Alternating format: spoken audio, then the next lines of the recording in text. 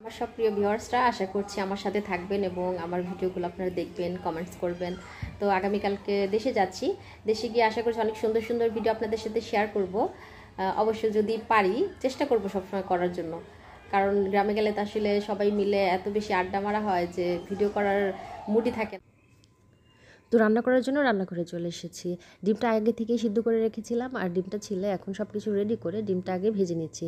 এটা হচ্ছে অহনার প্রিয় খাবার। অহনা এই খাবারটা খুবই পছন্দ করে। আলু দিয়ে ডিম রান্না এটা ওর খুবই পছন্দ, তবে আলুটা ভর্তা করে তারপর রান্না করতে হয়। ওই যে নওগাঁর আলু ঘটি বা আলুর দম এটার মতো।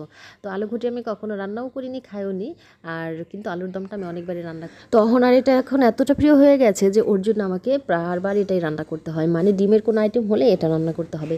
আমার আবার বেগুন দিয়ে ডিম রান্নাটা খুবই পছন্দ, কিন্তু ওর জন্য এটা করাই যায় না, ওর জন্য এই আলু ডিমই করতে হয়।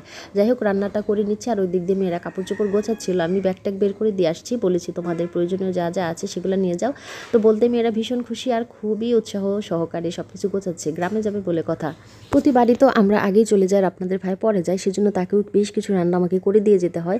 তো এবারও সেরকম করে রান্না আগেই করে নিয়েছি, সেটা আর আপনাদের সাথে আজকে শেয়ার করলাম না। দেশে যাওয়ার জন্য গোছগাছ চলছে, যে সব কাপড় চোপড় এখানে বের করে নিয়েছি, প্রয়োজনীয় যে সমস্ত।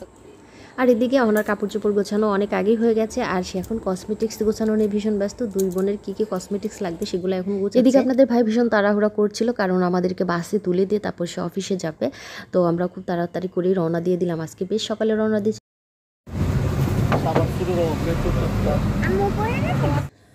তো অতপর বাড়িতে চলে আসছি, আর বাড়িতে এসেই অহনা সরাসরি চলে গেল আমাদের জামরুল গাছের কাছে। এই গাছটা হচ্ছে আমার নিজ হাতে লাগানো।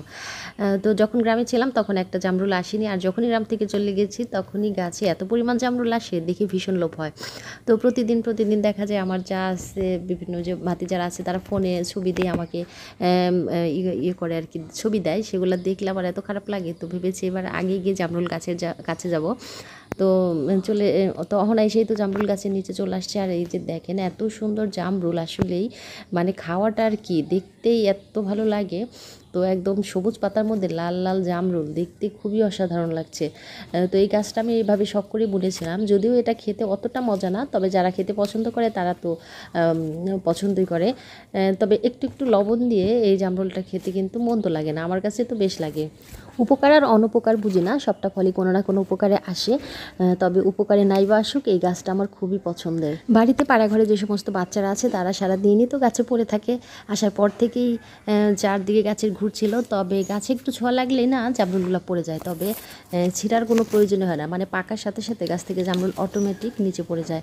যাই হোক, অহনা এসে কিছু জামরুল ছিঁড়ে নিল, বেশ টাটকা টাটকা কিছু জামরুল। আর দুই মেয়েই আমার জামরুল খেতে পছন্দ করে, বিশেষ করে ঈশানা তো খুবই পছন্দ করে। আসলে বাচ্চাদের মুখে মনে হয় এই ফলটা বেশি ভালো লাগে। ছোট ছোট আরও কিছু বাচ্চা আছে, ওরা দেখি সুন্দর এই জামরুলগুলো খাচ্ছিল। যাই হোক, গাছটার ভীষণভাবে ছবি তুললাম, নানান দিক থেকে নানানভাবে ছবি তুলে নিলাম। তবে ফলগুলো বেশি একটা দিন থাকবে না, খুব অল্প সময়ে এই ফলগুলো শেষ হয়ে যায়। এখান থেকে আজকের মতো ভিডিওটা শেষ করে দিচ্ছি। সবাইকে অসংখ্য ধন্যবাদ জানাচ্ছি এতক্ষণ ধরে দেখার জন্য। আল্লাহ হাফেজ, আসসালামু আলাইকুম।